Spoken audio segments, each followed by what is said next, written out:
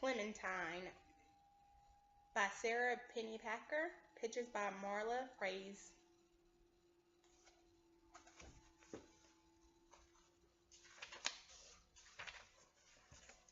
I have had not so good of a week. Well, Monday was pretty good if you don't count hamburger surprise at lunch and Margaret's mother come to get her, or the stuff that happened in the principal's office when I got sent there to explain that Margaret's hair was not my fault, and besides she looks okay without it.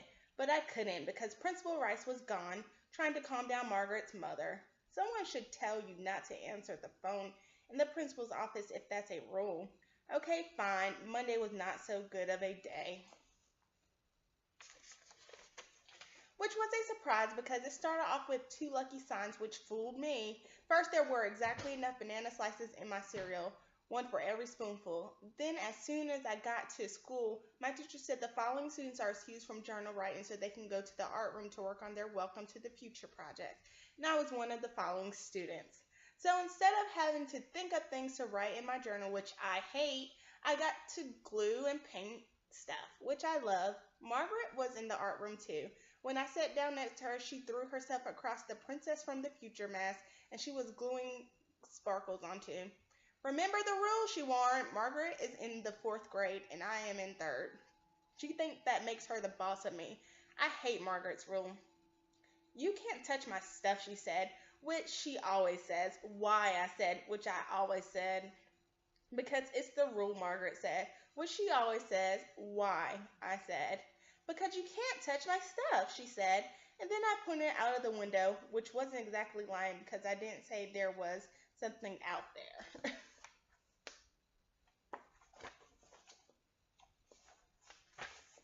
While Margaret was looking out the window, I accidentally touched her mask twice. Okay, fine. Then I got busy working on my project so I wouldn't have to hear any Clementine pay attentions. Except I did anyway, which was unfair because each time I was the only person in the whole art room who was paying attention. Which is why I could tell everyone right in the middle of the Pledge of Allegiance that the lunchroom lady was sitting in the janitor's car and they were kissing. Again, no one else saw this disgusting scene because no one else was paying attention out the window. And after that, when it was my turn to pass around the stapler, I could tell everyone that the art teacher's scarf had an egg stain on it. That looked, if you squinted, exactly like a pelican, which nobody else had noticed. Clementine, you need to pay attention, the art teacher said one more time. And just like the other times, I was paying attention. I was paying attention to Margaret's empty seat. Margaret had been excused to go to this girl's room, and when she left, she had scrunched up don't cry eyes and a pressed down don't cry mouth, and she had been gone a really long time, even for Margaret, who washes her hands one finger at a time. I need to go to the girls' room, I'll tell the teacher, and that's where Margaret was. All right, curled up under the sink with her head on her knees. Margaret, I gasped, you're sitting on the floor? Margaret hitched herself over the side a little so I could see she placed a germ-protective layer of paper towels under her. Still, I said, what's the matter? Margaret pressed her head down harder into her knees, which were all shiny with tears. She pointed up, lying on the sink that said pair of do not remove from the art room scissors was a chunk of straight brown hair. Uh-oh. Come on, Margaret, I said, let me see. Margaret shook her head. I'm not coming out until it's grown back. Well, I think I see a germ crawling up your dress. Margaret jumped up from under the sink. She looked at herself in the mirror and began to cry again. I got glue in my hair, she sobbed. I was just trying to get it out. Margaret's hair was half down her back, long. Hard not to notice the whole part over her left ear was missing. Maybe if we even up a chunk over your right ear, I said, Jess. Margaret wiped her eyes dry and nodded. She handed me the scissors. I cut. We looked back in the mirror. It's like bangs. I tried to cheer her up, sort of, except bangs are in your front hair, not the sides, Margaret reminded me. Then she took a deep sigh, picked up the scissors, and cut off all the hair over her forehead. Now the front half of her hair was all chopped off, and a back half was long and straight and shiny. Not so good, Margaret said, looking in the mirror. Not so good, I agreed. We looked at her not so good hair in the mirror for a really, really long time without saying anything, which is very hard for me. Then Margaret's bottom lip began to shiver, her eyes filled up with tear balls again. She handed the scissors back to me, and then closed her eyes and turned around. All of it, I asked. All of it. So I did, which is not exactly easy with those plastic art scissors, let me tell you. And just as I was finishing, the art teacher came in for us. Clementine! She shouted, what are you doing? And then Margaret went all hysterical, and the art teacher went all hysterical, and nobody could think of anything to do except the regular thing, which is send me to the principal office. While I was waiting there, I drew a picture of Margaret with all her hair chopped off. I made her look beautiful like a dandelion. Here's a picture of that. If they had a special class for gifted kids in art, I would definitely be in it. But they don't, which is also unfair, only for math and English. I'm not so good at English. Okay, fine, but this year I am in the gifted class for math, and here is the bad surprise. So far, no gifts. I told Principal Rice about the problem when she got back. And from calming down Margaret's mother, so far no gifts, I told her extremely politely.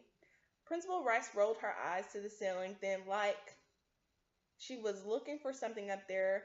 Ceiling snakes maybe, just waiting to drip on you. That's what I used to be afraid of when I was little anyway. Now I'm not afraid of anything. Okay, fine, I am afraid of pointy things, but that is all. And boomerangs. Clementine, you need to pay attention, said Principal Rice. We need to discuss Margaret's hair. What are you doing on the floor? Helping you look for ceiling snakes, I reminded her. Ceiling snakes? What ceiling snakes, she asked. See what I mean? Me paying attention.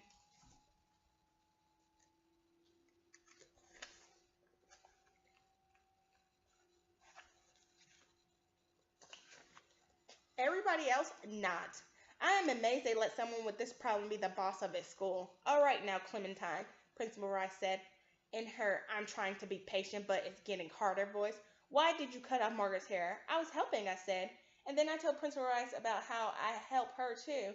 I answered the phone while you were gone. I ordered some new school pets, and I told the gym teacher we are never going to play dodgeball again, and I made 2 appointments for you. The phone kept going dead, so I guess it's busted. But at least I helped you a little. That's what I thought. There is a look they teach a person to make in principal school that is not very nice. Margaret was waiting for me in the lobby of our apartment building when I got off the bus after school. I showed her my picture. Ugh, she screamed. I look like a dandelion.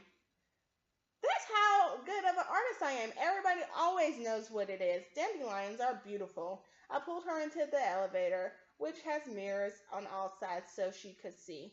Margaret shook her head. For flowers, maybe, not for people's heads. Besides, dandelions are yellow, not brown. I look like a dead dandelion. Then she brightened up a little. Maybe that would help if my hair were yellow. Then she took a long, I wish look at my hair in the mirror, or red. And for the first time that day, I saw Margaret smile. I could do that for you, Margaret. I told her, oh, sure. I could make your head red, just like mine. How? Margaret asked. I've been so happy to see Margaret smile that I've forgotten to figure out that part. But then a great idea popped into my head. I'm lucky that way. Great ideas are always popping into my head without me having to think them up. My mother has some special markers for her work. They color over anything, and they stay there. Spinners got hold of one and drew all over the walls, and my parents couldn't get it off. They had to paint the room over. That's how permanent those markers are. Okay, fine. My brother's name is not really Spinach, but I got stuck with a name that is also a fruit, and it's not fair that he didn't. The only thing worse than a fruit name is a vegetable name, so that's what I think he should have. I have collected a lot of names for him. Spinach did that? Margaret said. The easy one? I squint-eyed her. The easy one? That's what my mother calls him. She says it's a good thing your parents got an easy one after you. Same thing in my family, but I'm the easy one. She says when there are 2 kids in a family, there's always an easy one and a hard one. I guess it's a rule. Oh yeah, I said I knew that. But I didn't. So how about those markers, Margaret reminded me. Okay, I said, if the easy one could use them, I guess the hard one could too. Let's go, and then we pressed B for basement, and we rode down to my apartment. I ran into the kitchen, climbed up onto the counter, and grabbed the box of markers from where my mom had hidden them and jumped down. Before I left, I yelled to my mom in the living room, "Hi, Mom! Everything went great at school. I was really paying attention. Now I'm going to play with Margaret because everything's fine with Margaret. No problems. Bye!" Just so she wouldn't worry. And then I ran back out to Margaret's in the elevator. She looked through the box, pulled out a marker named Flaming Sunset, then took off the cap and held the marker against my hair. "Perfect," she said. "Let's go up to my apartment." I forgot about that part too. "Is your mother still mad?" I asked. "Yep, but she took 3 aspirin and went back to work. Only my brother's home." So I said okay, and we rode the elevator up to Margaret's apartment.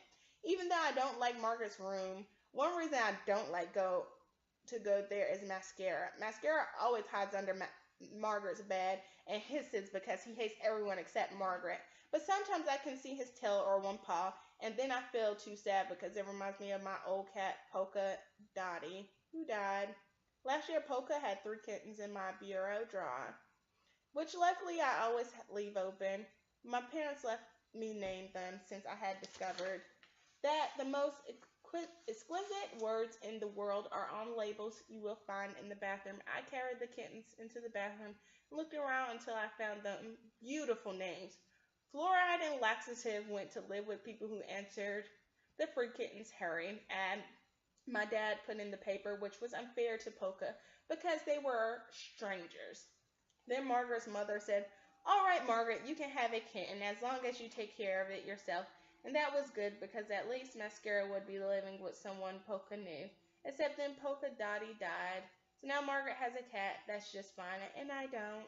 But the main reason I don't like to go to Margaret's room is that it makes me feel itchy. I feel itchy in Margaret's room because it looks like a magazine picture. Everything matches and everything is always exactly where it's supposed to be. Straight lines, plus nothing in her room is broken. It's all clean. Not a speck of dirt is allowed in her room. Actually, Margaret looks like a magazine picture too. Her hair is always combed. Well, it used to be. And her clothes always match. And I think she probably sleeps in her bathtub because I've never seen a single smudge of dirt on her.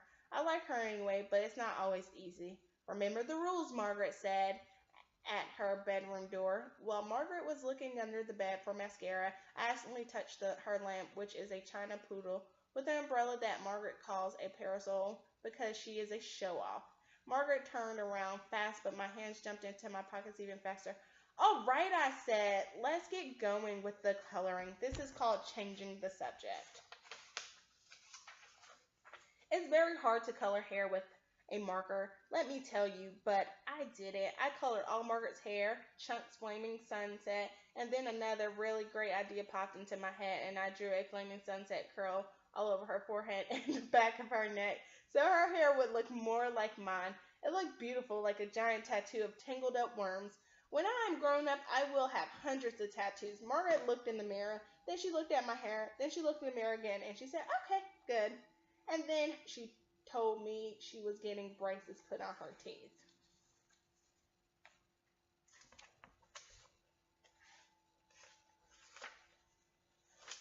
"You mean braces?" I told her. "No," she said, "bracelets. They are a special kind of bracelets. They're jewelry." "Oh," I said, "I knew that, but I didn't." "Okay, fine."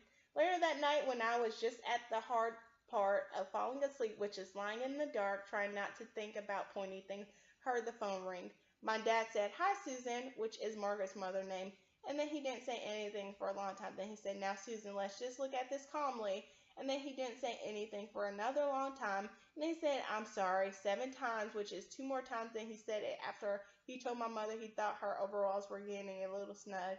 Next, I heard him go into my brother's room where my mom was putting broccoli to bed to say goodnight to him. Then I heard my parents whispering together as they walked down the hall to my room, and I thought this would be an ideal time to practice pretending to be asleep. I could feel them standing in my doorway, probably thinking this hard one is a lot more trouble than the easy one. Then my dad said, "I really think Clementine was just trying to help her."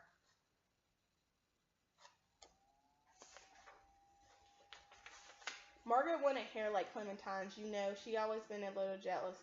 That was the craziest thing I ever heard because Margaret is perfect. But I couldn't tell them this because an important part of pretending to be asleep is not talking.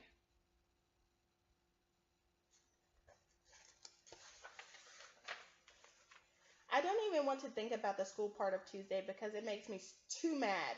Margaret's mother sent a note to her teacher today that said, "Watch out, my daughter isn't left alone with Clementine."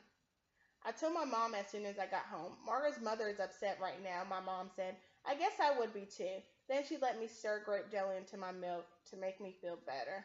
I must have still been wearing a mad face when my dad walked in because he just took one look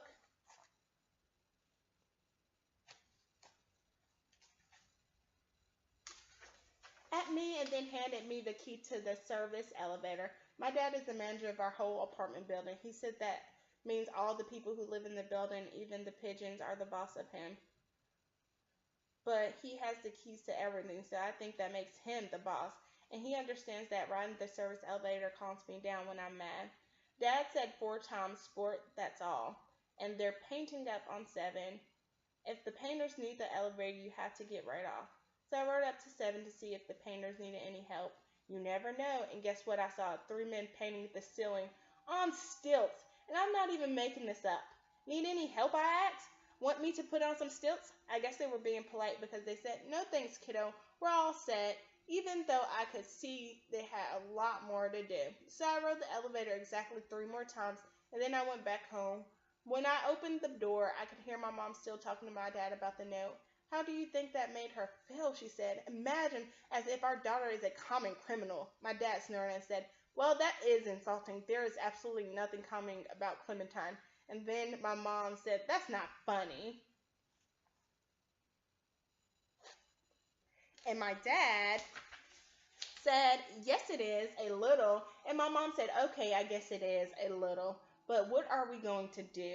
And then I quickly closed the door and went back out before I could hear the answer in case it was, let's trade her in for an easier kid. I sat out in the lobby waiting to get enough bravery to go up to the 5th floor to say sorry to Margaret's mother and ask her for a note that said, I do not think your daughter is a common criminal. Finally it came. I didn't take the elevator to Margaret's apartment because I couldn't risk running into old Mrs. Jacoby. Every time I see her, she hands me a $5 bill and says, run to the store and get me a box of Cheerios, dearie. I don't like to do it because then I have to bring it to her apartment on the top floor and talk to her while she counts the change and then hands me 50 cents. But if she asks me, I have to say yes because A, she is 400 years old and I am polite, and B, I need the money because I'm saving up to buy a gorilla, and I bet they cost lots. Anyway, I didn't have enough extra bravery to say no thanks to her too. So I walked up the back stairway 5 times, 12 stairs, which equals 60, and then I went to 5A and knocked. Margaret's mother opened it and just stood there looking like a magazine picture of a mother and a magazine picture of a living room. I said hi, and a bad surprise happened. Although I never practiced it before, my voice sounded exactly like a common criminal's. You can't play with Margaret today, Clementine. She's spending the afternoon in her room thinking about the consequences of her actions, which is what you should be doing too. Okay, fine. She didn't actually say the last thing, but I could tell she was thinking it hard. Behind her, Margaret's brother Mitchell leaned out for the kitchen doorway so I could see only his head and shoulders. Then, even though he is in junior high and I should know better, he grabbed his hair and pretended to yank himself back to the kitchen. I laughed, even though I knew it was his own hand. I do not think someone should be called the hard one if they make other people laugh. Clementine, there's nothing funny about this, said Margaret's mother. I didn't tell her what was so funny, and I didn't say any sorries, and I didn't ask for a new note, in case I still had a common criminal's voice. I just ran down the hall. This time I did take the elevator because I was hoping I'd run to Mrs. Jacoby so I wouldn't have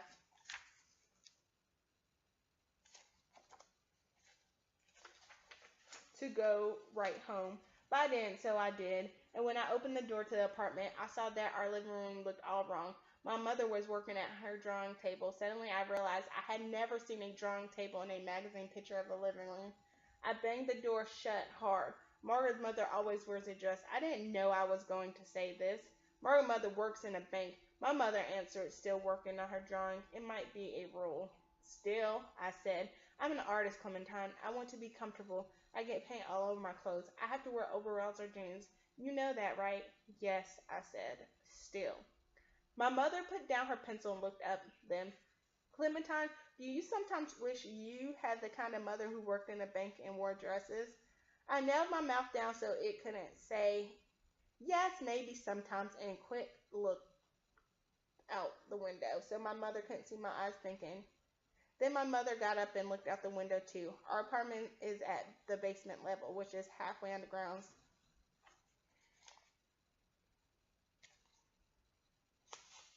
This means the windows are right at the sidewalk height. So we both just stood there pretending to be extremely interested in all the feet passing by.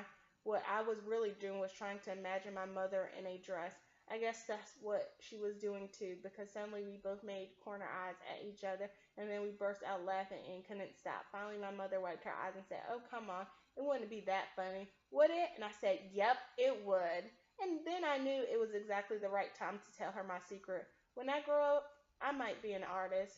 And do you know what she said? "Oh, Clementine, you already are. You may end up being something else too, whatever you want to be, but you'll always be an artist. You just are." And suddenly our living room looked exquisite with a drawing table in it, but now my fingers itched to be drawing, so I put on my jacket and went into the park to find something interesting to draw. My dad said I'm excellent at noticing interesting things. In fact, he says if noticing interesting things were a sport, I would have a neck full of gold medals. He says that a very good sign for my future. He says I could be a good detective, of course, but that noticing things is good for any career. My mom says that means I would be a good artist too. Or a writer. Last year, a writer came to my school and said, "Pay attention," but she didn't mean to the teacher. She meant pay attention to what's going on around you so you can write about it. Then she looked exactly at me and said to notice the good stuff and write it down so you don't forget it. So then I thought, I'm not going to be a writer, too much sitting still. I notice interesting things and write them down. I draw them too. In the In the park, I saw something great right away. A woman eating lentils from a thermos with a toothbrush, even though she had a fork right there, which was using she was using to eat her salad. So I asked the lady if I could draw a picture of the lentils on her toothbrush. She said, "Sure." I did, and here it is. As soon as I got home, I wrote it all down and asked my mom if we could have lentils for dinner. "You hate lentils, Clementine," my mother reminded me. "Well, I think I've been eating them wrong," I said. So we had lentils, and I ate them the new way. And guess what? It worked. The lentils stuck on the bristles and didn't slide off with the fork. So I got lots and lots of lentils in my mouth, which was a bad thing because I hate lentils. "I better not go to school today," I told Mom on Wednesday as soon as I woke up. "I have cracked toes." I put my foot right up on the pillow next to her face so she could get see without getting up. This is called being thoughtful. "Nope," she said without even opening her eyes to see if it were true. "Well, that's not all," I said. "I also have the heartbreaking of sore irises." "Nope," she said, and she still didn't open her eyes.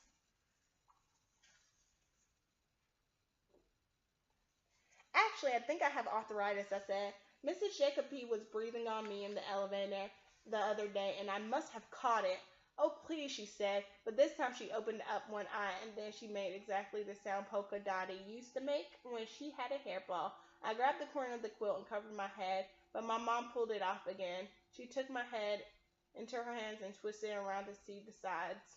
Too hard, like I wasn't inside it. "You've cut off all your hair," she said. "You cut off all your beautiful hair? What on earth were you thinking, Clementine?" "I want to make Margaret feel better," I explained. "I didn't want her to be the only one, but I forgot Margaret's not going to school today. She has an appointment at the orthodontist to have bracelets put on her teeth." Mom groaned and closed her eyes, but she slid over and made room for me on the warm part of her sheets. I climbed into and took a big sniff. My mom's part of the bed smells like cinnamon rolls. My dad's part smells like pine cones. Right in the middle, it's all mixed up perfectly. That's my favorite place to be. But this morning, Dad was already off to fight in the Great Pigeon War, and it was fine just being on the cinnamon roll part. My mom put her arm around me. "Oh, so now you'll be the only one," she said.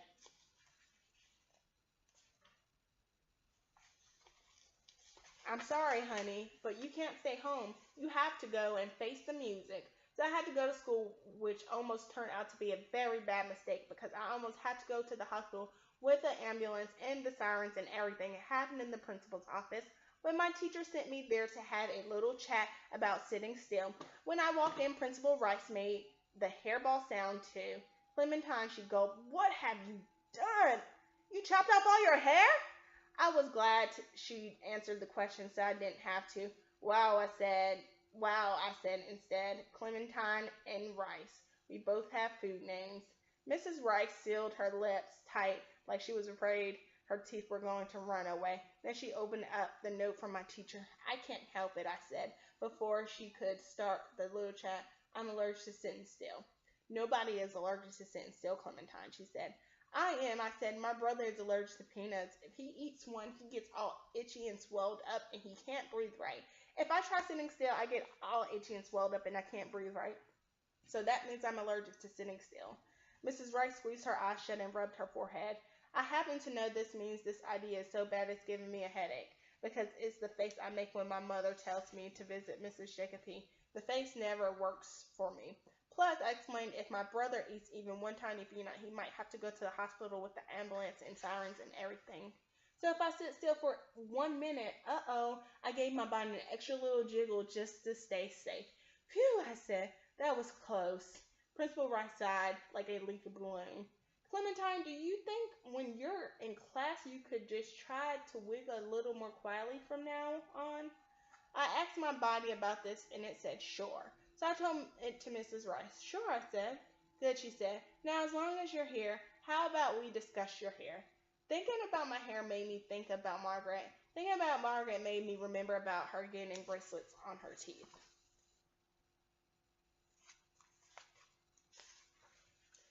I want bracelets on my teeth more than anything, but then I had a bad thought. What if they had pointy edges? I didn't want to have any pointy edges stuck in my mind to worry me all day. So I looked out the window because the only way to erase pointy things is with round things, and clouds are good for that. Right away I saw a cloud that would make a wonderful tattoo.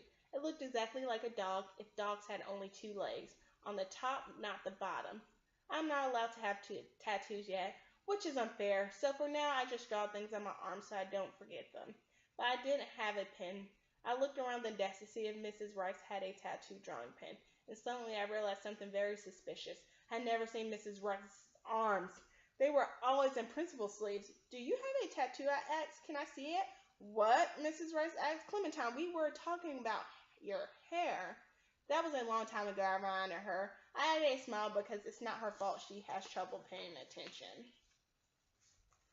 As soon as I got home, I started watching for Margaret's feet from my mom's kitchen window so I can see the sidewalk in front of the lobby doors.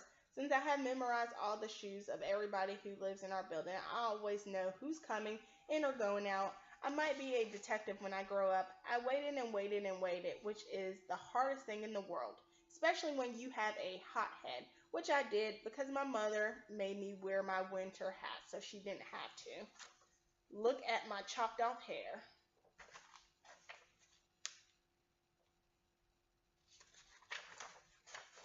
Finally, I saw Margaret's purple sneakers and I ran up to meet her in the lobby.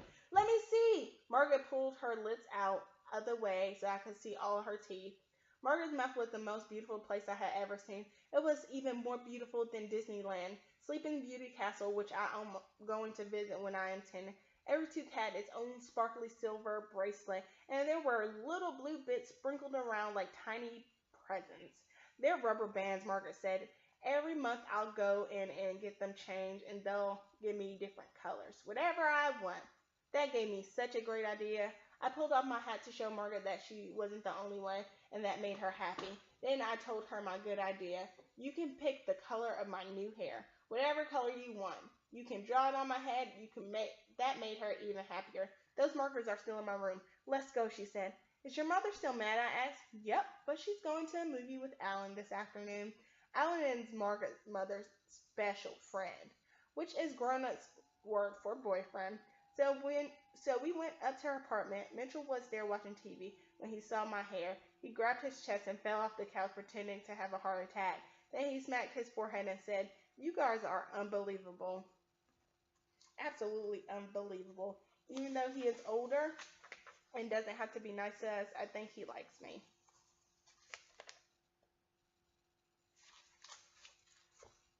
Margaret glared at him, then she jabbed her elbow into my side, and so I glared at him too, even though I didn't know why we were doing that. I'm not so sure. Margaret is the easy one in the family. She dragged me into her room. I can't wait for summer, she growled. My mother's finally going to get rid of him. You mean baseball camp he wants to go to, Margaret? That's not getting rid of someone. Margaret gave me her. I'm in fourth grade and you're not. Look. Goodbye and good riddance, she muttered. Then she got out my mother's markers. They were all still there and they looked exactly the same, with none of the caps chewed up. I don't know how Margaret does that. She picked up a bright green one and colored my hair and then drew some curls on my forehead and neck. No pointy lines on her, just round ones. Thinking about pointy lines made me wonder about Margaret's bracelets again. How do they feel? I bet they're full of pointy parts. Nope, they feel like heaven, Margaret said. No pointy parts at all. They're as soft as rabbit ears, baby rabbits.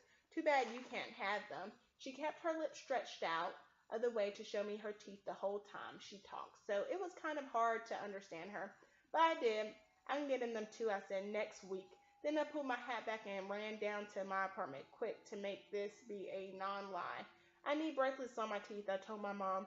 They're beautiful and they feel wonderful. First off, all, my mother said, they don't feel wonderful. Not in the beginning, anyway. Margaret's mother stopped in early, asking if we had any medicine left over from when your brother was teething. She told me Margaret cried all the way home.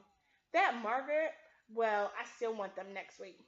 And second of all, you don't need them. Your teeth are straight enough, which is the most unfair thing I have ever heard of. I can feel them bending, I said, and suddenly I could, so we'd better make an appointment. Then before my mom could get to the third of all, which is usually the worst one, we heard my brother waking up from his nap. I'm coming, Radish, I called to him. Come for a walk, he asked when I came into his room. You're so lucky to have me for a big sister, I told him.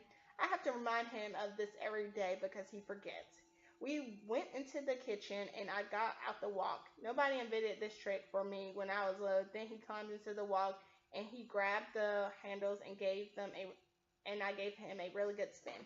He went whirling around, bumping into the cabinets, and then he got out and walked wobbling until he fell over, which he thinks is the funniest thing in the world. Again, he yelled. But I didn't spin him again because he throws up on the second ride and somebody has to clean it up, which is N-O-T, not me. This is called being responsible.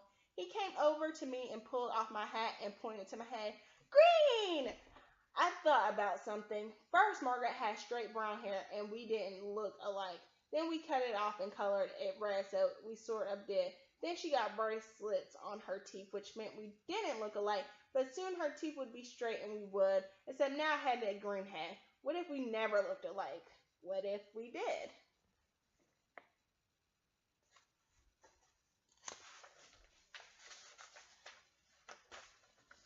Thursday morning, I woke up with a spectacular full idea. I am quick that way. Spectacular full ideas are always springing up into my brain. The secret thing I know about ideas is that once they spring into your head, you have to grab them fast or they easily get bored and bounced away. So I called Margaret and told her I had a good surprise for her and we need to sit in the back seat of the bus. It is unfair that sometimes even spectacular full ideas don't work out. It is also unfair that the bus drivers are allowed to send you to the principal's office.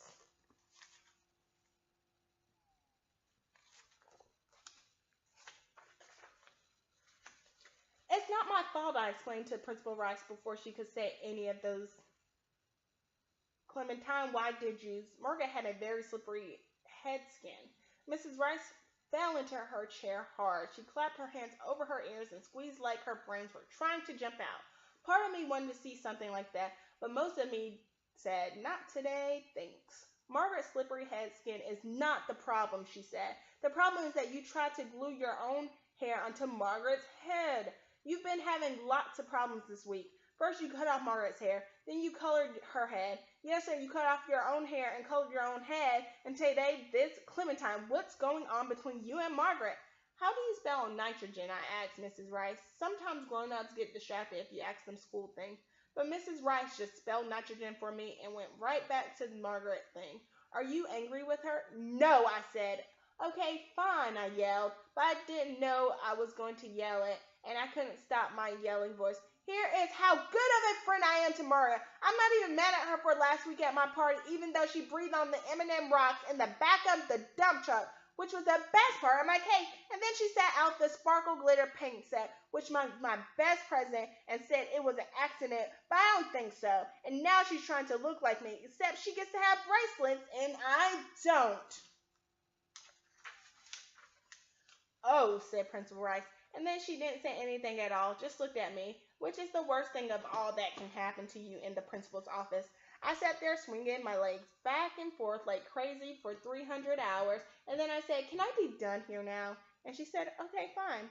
Margaret's mother let her come over to play after school. Does this mean she's all done being mad at me? I asked. No. She just doesn't think there's anything left for you to do to my head. Besides, she says, I'm 9 years old and I should be able to protect my own head. Then I took her some good news I had just thought up. I'm 9 years old now too. No, you're not. You're 8, she said. I came to your birthday last week, which I remembered.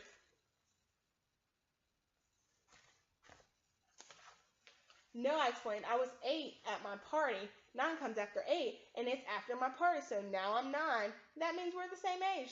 That's ridiculous, yelled Margaret. I'm almost 10 and you're 8. You are not 9. She tried to flip her hair, which didn't work so well without actual hair, and her head got even redder under the scrubbed off marker. Yes, I am, I told her. I'm in the gifted class for math, so I understand about numbers. Then Margaret left and slammed my door. That Margaret, after all I've done for her, helping her fix her stupid hair. I followed her into the lobby and yelled, You shouldn't have breathed on my cake and I sat on my present and I don't want you to look like me. But she didn't even turn around, so now I had nobody to play with for the rest of my life. But I didn't care because I was 9. Or maybe I was just after 8. Okay, fine. Being after 8 reminded me that I hadn't checked yet that day to see if I started growing a beard. So I ran to the bathroom. While I was there, I accidentally climbed onto the toilet seat to look out the window inside into the side alley to see if Margaret went out there. I didn't see her, but I didn't care, especially when I looked in the mirror and I saw that I had started growing a nice brown beard on one cheek. Hey, Billy, I yelled. Bill was my dad for other people's name. Where's your razor?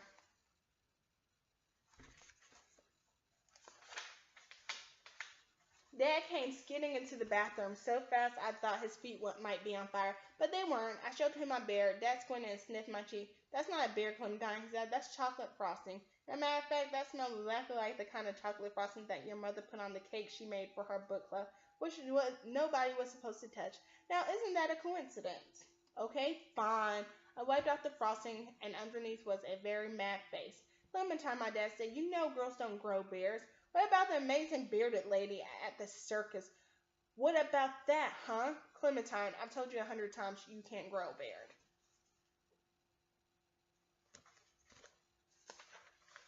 So Rutabaga gets to have one like yours someday, down to his knees if he wants, and I don't. That is not fair.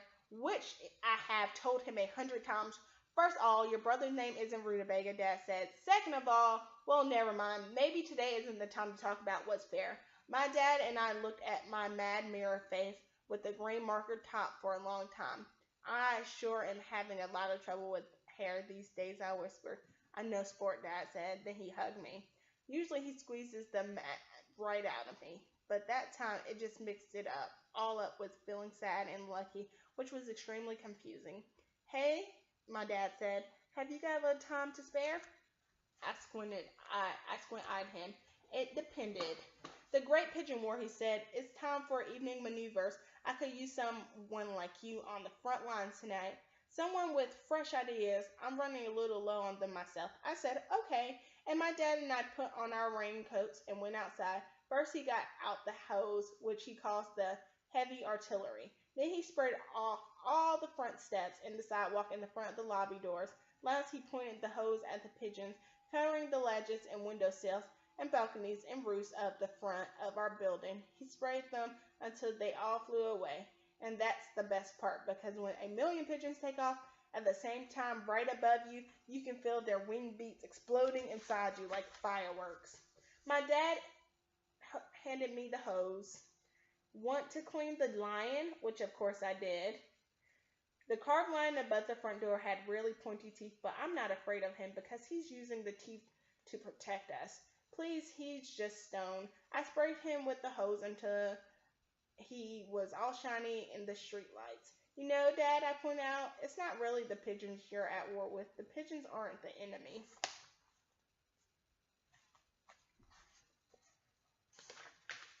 What are you talking about? He asked. It's my job to keep the building looking nice, especially the entrance. You've seen what those pigeons do. Exactly, I said. The pigeons are fine. It's their message you hate. Well, okay, that's true, my dad said. I'm actually at war with the pigeon splat. You got any ideas how to get rid of the pigeon splat without getting rid of those pigeons? How about diapers? I suggested. We could wait until all the pigeons are asleep and sneak up and put on little diapers on them. Brilliant! My dad cried. See? That's what I'm talking about. I can always count on you to see things from a new angle. I'm going to make you a captain. You made me a captain last week for the idea about charging them rent, I reminded him. You can be a sergeant then, he promised. Never mind, I said. Who would change all those diapers every day? Not me. That's an excellent point. Back to the drawing board, sport. Then we just sat there together, watching the pigeons flock back to our building for the night. We listened to them cooing above us, sounding like a million old ladies with secrets. What are we doing? What are we going to do? I asked. I mean, for real. I knew Friday was going to be a bad day right from the beginning because there were clear parts in my eggs. I can't eat eggs if they have clear parts. I reminded my mother, eat around them, she said. Just eat the yellow parts and the white parts. But I couldn't because the clear parts had touched the yellow parts and the white part. So all I had was toast. Have you got all your stuff? My dad asked as I was leaving. Of course, I said, right in my backpack. But when I went to show him my homework, 3 sentences about the planet Saturn, which I had decorated with a picture of some squirrels I seen in the park, it wasn't there. Better go check the black hole, he said. I gave my dad that's not funny look, but I went back into my room to check. The black hole is what my dad calls a place under my bed. He said things mysteriously disappear there. I do not think fathers should be comedians. But homework paper was not under my bed, and the rest of the day got worse. On the bus, Margaret walked right past our usual seat and sat down next to Amanda Lee, even though all Amanda Lee can talk about is going to the mall, which is boring. Plus, anyone with a name as beautiful as Amanda Lee probably made it up. Then, as soon as we got to school, the teacher said the following students are excused from recess so they can catch up on their journal writing, and I was one of the following students. 3 times during journal writing, the teacher said, Clementine, you need to pay attention. And every time he said it, I was paying attention. And I was paying attention out the window where the fourth graders were playing pickle in the middle. Wherever the ball came, anywhere near Margaret and Amanda Lee, they grabbed each other and shrieked. Like they were being murdered, which everyone knows means we are best friends. When my teacher moved my seat away from the window, I was glad, and I wrote all over my journal page, I don't care so hard my pencil broke. When I got home from school, I was planning on going straight to my room to draw a picture of me with a new best friend, but my dad was putting on his raincoat and was not raining out. Fighting pigeons is not for the weak-hearted, he said. It takes a superhuman courage and resourcefulness and cleverness. When my dad talks like this, it means he has a new idea. You have another battle plan? I asked. Yep, he answered, and it's a doozy. I'll probably be promoted to general for this one. You already are the general, remember? Oh, right. I'm so modest I sometimes forget. Well, I bet I get the Medal of Honor. Dad, I might even be knighted for this one. Dad, I said, sometimes my dad needs help staying serious. So what is the new battle plan? My dad looked around like he thought there might be spies sneaking up on us. Then he bent over and whispered in my ear, psychological warfare. This sounded like a good one. So I followed him out and sat on the steps to watch. I could do that, drawing later. First my dad hosed off the sidewalk, then sprayed the pigeons until they flew away. All that time he was muttering things like, oh, they're crafty, all right, but I'm craftier. And it's a little known fact that pigeons were the 8th deadly plague to visit Egypt. Then he pulled a brown plastic owl from a bag. He got a ladder and climbed up and pulled the owl right on top of the lion's head over the lobby door. I asked him what that was for. The pigeons will take one look at that owl and then they'll head for the hills. Well, for another building, pigeons are deathly afraid of owls. Yep, I'd probably be knighted. It's plastic, I reminded him. But the pigeons don't know that. That's the brilliance of my plan. I didn't see what was so brilliant. I didn't see how a little plastic owl was going to frighten off a flock of pigeons who fought over who would get to sit on the head of a roaring lion. And while we stood there, Dad admiring his brilliant battle plan and me worrying about it, the pigeons came back. They settled on their regular perches and over the front of our building, except for a few who decided to sit on the owl's head. What my dad needed was something real. Polka Dotty would have scared them off. Dad put the ladder in his raincoat away and came over and sat beside me. You still miss her, don't you, Sport? I nodded. I miss seeing her when I get home from school. I miss patting her where her fur was so soft under her neck. I miss hearing her purr when I fall asleep. I even miss the smell of her cat food. That's a lot of missing, my dad said, and she would have scared off those pigeons, wouldn't she? Absolutely, that was one terrifying cat. Dad, she would have been terrifying to pigeons, I said. And then I had one of the most astonishing ideas of my whole career. I jumped up and gave my dad a kiss right here. His beard stopped, right where his beard stopped being crunchy. Then I ran back into the apartment, went to my bedroom, and reached under the mattress where I kept my favorite picture of Polka. Then I ran to the coffee shop at the corner. And, can you make this bigger? I asked. How big do you want it? The clerk asked back. I took out my wallet and laid all my birthday money on the counter. How big can you make it for this much? The clerk counted my money and thought for a minute. I can make it that cat the size of a German shepherd for that much money. Perfect, I said.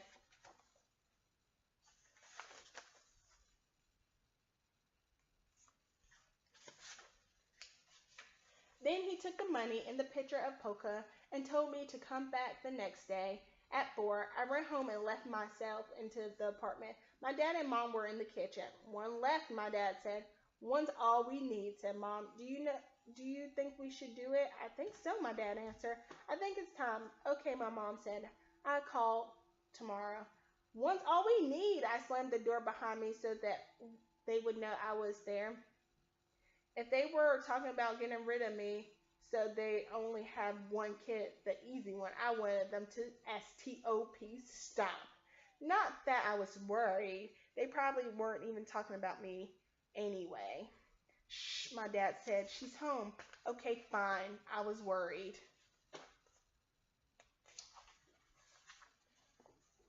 Here's the secret good thing. Sometimes I like journal writing at school because I can remind myself of things I might forget when I am grown up. Like that I plan to smoke cigars and I do not plan to get married. Cigars, yes. Husband, no. What if I forget these things? One more thing to remember when I am old, if I ever do get married, which I will not, I will only have one kid, the first one. She is plenty good enough, even if she's the hard one. Nope, no need for another kid, even if there's an easy one. Although, I think about my brother and think about my journal gave me an astounding idea on Saturday.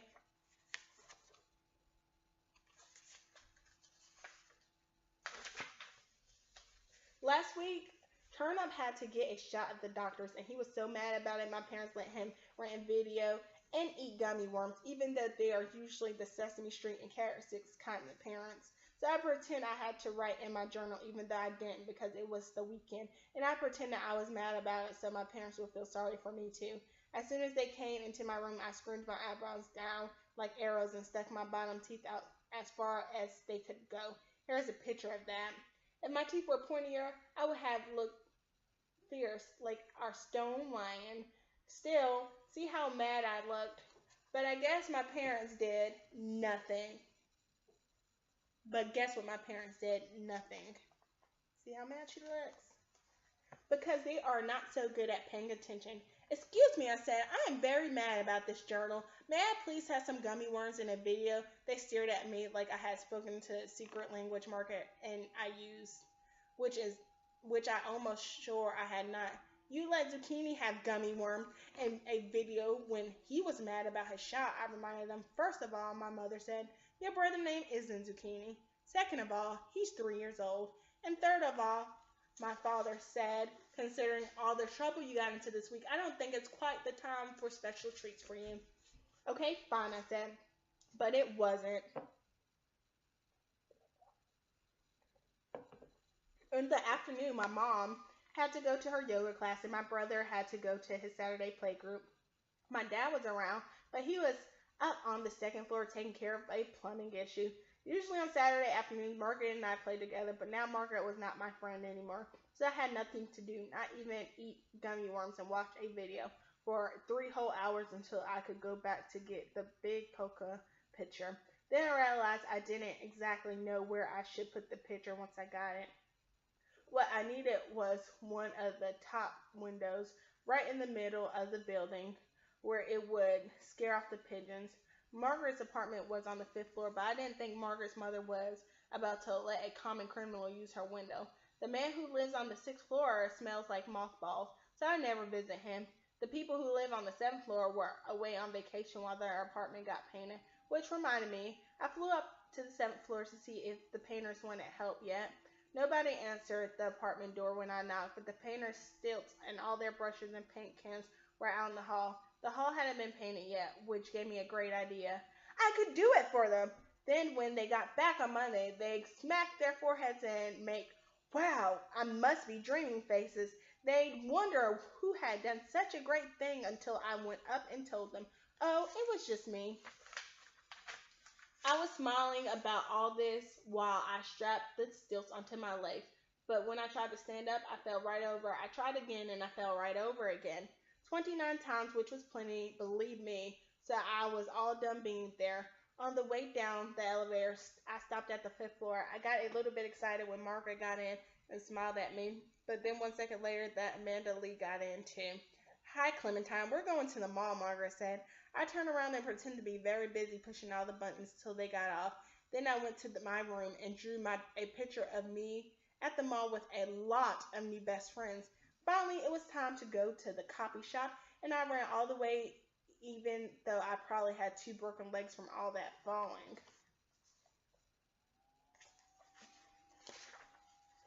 When the clerk brought out the picture of Polka Dotty, my heart hurt so much I couldn't breathe for a minute. She looked so beautiful, that big, and I missed her so much. I quick sucked in some air and so I wouldn't faint, and then I said thank you and took Polka home, being careful not to fold her because she would have hated that. When I got into my building, I looked up through all the pigeons. At the very top of the building was old Mrs. Jacob's apartment. I took the big picture of Polka Dot under my arm, took the elevator to the eighth floor, and knocked on Mrs. Jacob's door. Can I put this in your window? I asked.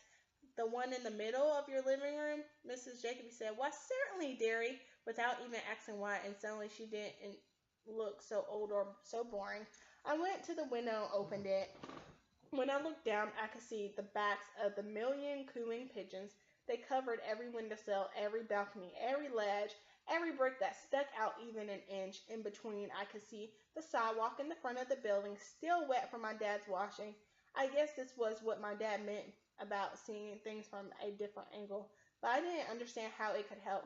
Mrs. Jacoby came over beside me and shook half a box of Cheerios onto the windowsill. The pigeons flapped out in one huge gray cloud, and my brain snapped. Hey! Hey! I ran out of Mrs. Jacoby's apartment and all the way down to my own 8 times 12 stairs, which equals 96. Dad! I yelled. What if the pigeons lived on the side of the building instead of the front? Would that be okay? That would be great, my dad said. A miracle, except of course first you have to convince a million pigeons to move. But if I could, would that solve the problem? You wouldn't care if they messed all over the side? Walk in the side alley? Nope, not one bit. Nobody uses it. The alley could be knee deep in pigeon splat and nobody would even notice. Fire away, I'd say. And then I ran all the way back up the stairs to Mrs. Jacob's apartment and went right inside since the door was still open because that's how fast I was. I'll run for your Cheerios every week, I told her. You won't even have to ask me every day if you want, but will you stop feeding the pigeons from here? Will you feed them from the side window instead? Oh. I took her into the dining room and showed her a perfect place. Let's start today, I said, and I sprinkled out the rest of the box of Cheerios. And even though the pigeons had teeny tiny bird brains, they got the message pretty quickly because right away a big flock of them flapped over. And it was even better for Mrs. Jacoby because this was her dining room, so now she could see those pigeons eating what she was eating. And then I was all done being there, so I ran back home to tell my dad the good news. He and my mom were in the kitchen starting dinner, so I told them, and I told them, and I told them. And my dad kept saying, way to go, sport. And my mom kept saying, thank goodness, now you don't have to spend your life cleaning up after those pigeons. They were so happy, but my parents were sneaky too. Somehow, while I was telling them about Mrs. Jacoby, one of them slipped me a colander of green beans and brainwashed me into snapping them. I didn't really care though. Seeing the wow, I must be dreaming faces on my parents was even better than it would have been seeing them on the painters. Unfortunately, they didn't have those faces very long. After dinner, my mother said she better get a little work done. Then she went to the cupboard to get her special markers, which were still in Margaret's room. You use my not the permanent. Those are for what were you? It's a very bad sign when my mom can't finish her sentences. They're at Margaret's, I told her. They're fine, not even chewed on. I'll go get them. Oh no, said my father. We'll go get them. I think it's time we had a talk with Margaret's mother anyway. You'll go sit in your room and think about things. So I went in my room and thought about things, like Margaret's mother explaining to my parents about the easy one, hard one rule.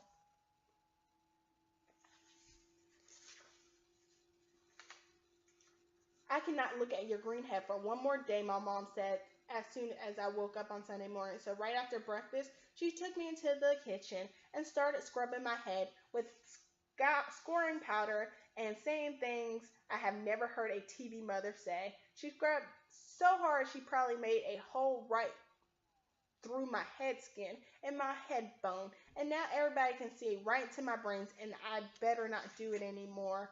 Cartwheels. All the time I watched out the kitchen window for Margaret's feet. Margaret's brother is not my special friend. I told my mother this in case she thought I was watching out for Mitchell's feet, which I was not because he's not my special friend. My mother kept on scrubbing, and all she said was, that's nice, which is what grown ups say when they're not paying attention to you. Suddenly, with my amazing corner eyes, I saw what my dad was reading to my brother in the living room. Stop! I yelled. Then I flew over and jumped on his lap and slammed the book shut in one time. Lima Bean is little, Dad, I reminded him. He gets scared of those shoes. First of all, your brother's name isn't Lima Bean, said my dad. And second of all, what shoes, Clementine? I told you he was not so good at paying attention. Those shoes are pretty hard to miss. The pointy green ones on the bear, I whispered, page 14. Which I know because, okay, fine, I looked at that page a lot. Some days I like to scare myself. Today was not one of those days, though. It's just a picture sport, Dad said. It's not real. Do you want to try looking at it with me right here? No, I yelled. And then I was mad because now those pointy shoes were stuck in my head, going to worry me all day. I jumped off my dad's lap and ran back into the kitchen because I have discovered that lots of foods are around. Cookies, hamburgers, pizzas, donuts, cupcakes, apples, you name it, and all the good stuff is around. I grabbed 2 slices of bologna and I bit them into a pair of glasses, which is a trick I invented, and only I know, and now you will too. Fold a slice of bologna in half and then bite it in the middle of the flat side.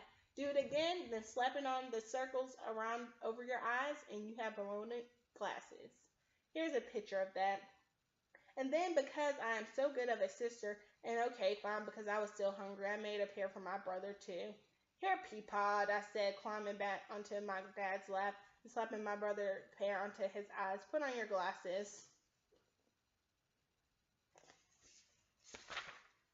My brother started laughing so hard he spit up his breakfast waffles, and my parents said, Clementine, please! At exactly the same time, which I think they practiced at night when I am asleep, but they were laughing too.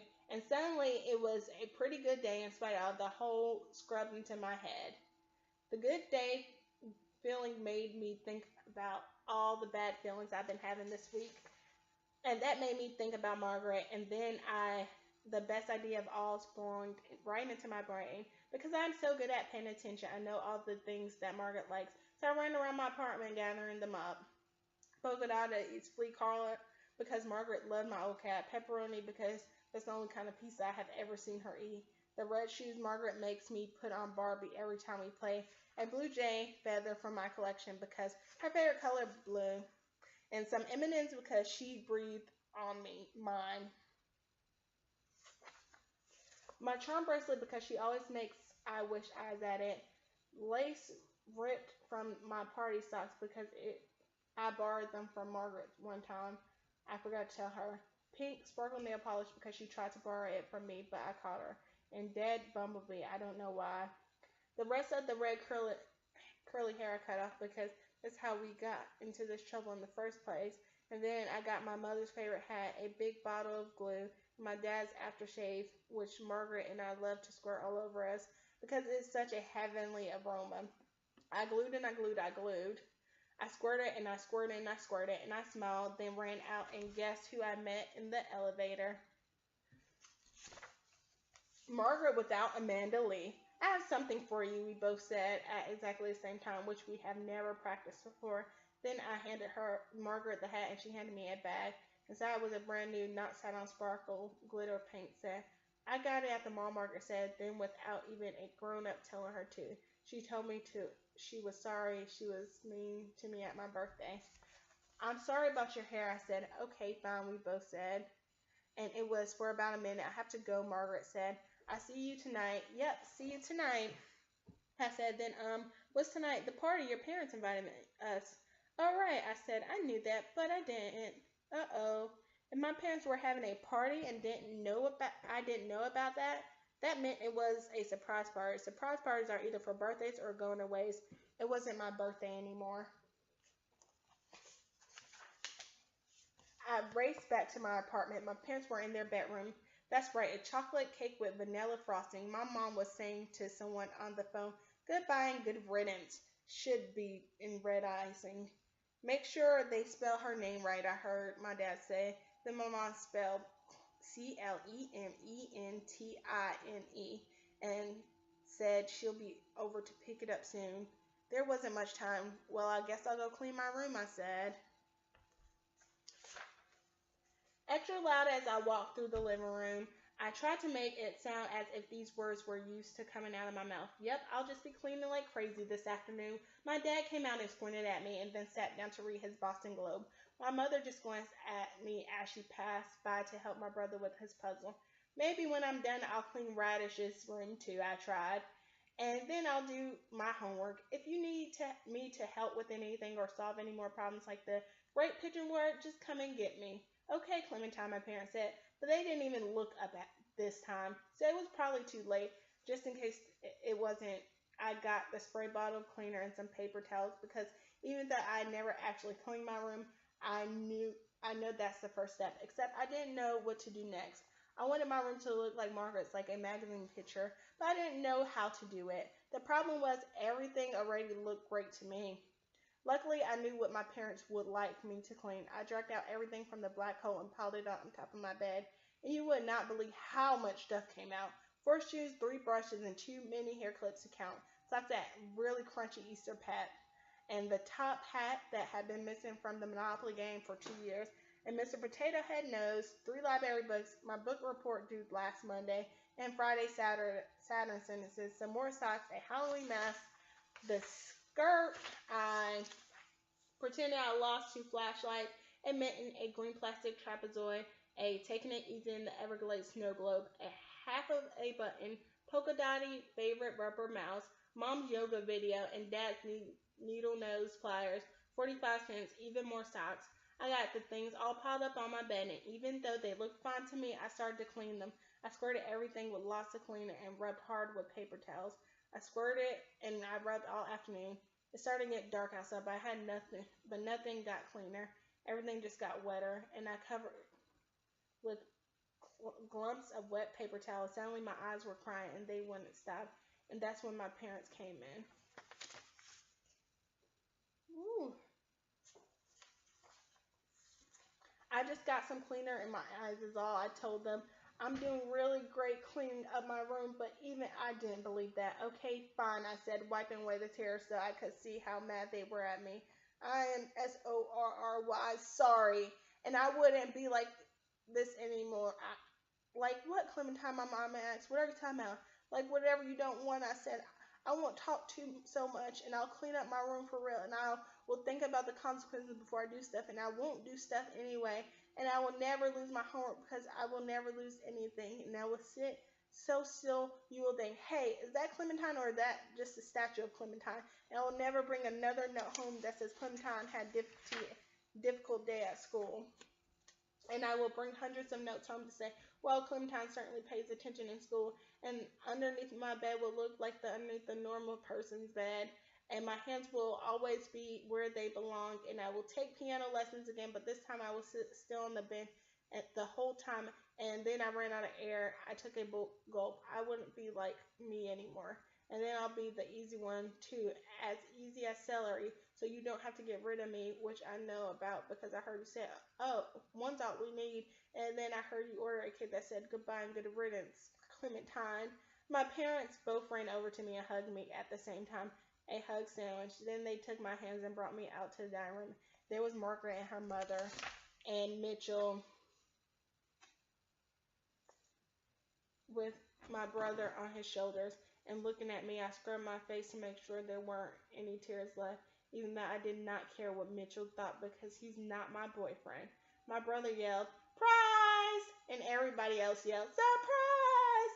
And then they stepped out of the way so I could see the dining room table. On it was a cake, all right, but it didn't say goodbye and good riddance, Clementine. It said goodbye and good riddance above 1,000 frosting pigeons. And under that, it said, "Thank you, Clementine, hero of the Great Pigeon War." Oh, well, what about one all we need thing? I asked. What's about that?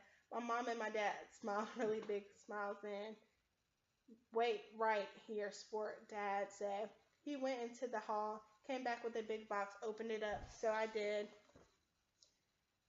And you know what was in there? A kitten. I'm not kidding you. There was only one left, Dad said, and we told them one's all we need. I lifted the kitten out of the box and took him into the bathroom to get his name.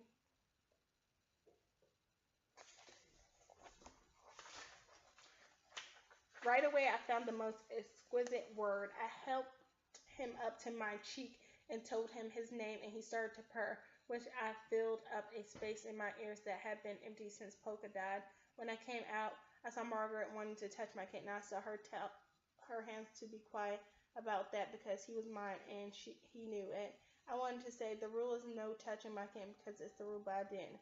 Then my mouth opened up and I said, "Want to pat moisturizer, Margaret?" Which was a very big surprise, let me tell you. We know it's not the same as having Polka Dotty back, my mom started.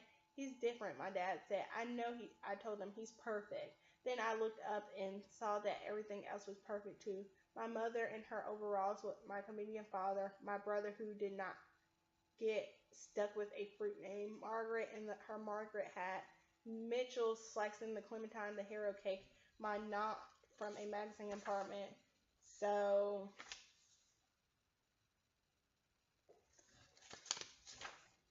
when Margaret's mother came over and said, "Tomorrow after school, I'm taking both you girls to my hairdresser to fix up those haircuts," I almost said no thanks because I didn't want to change a single thing.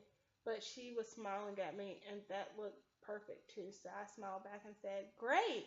And then I passed out cake, and I was extremely polite because I served everyone else slice first. And then at the very end, I took one, two. Okay, fine.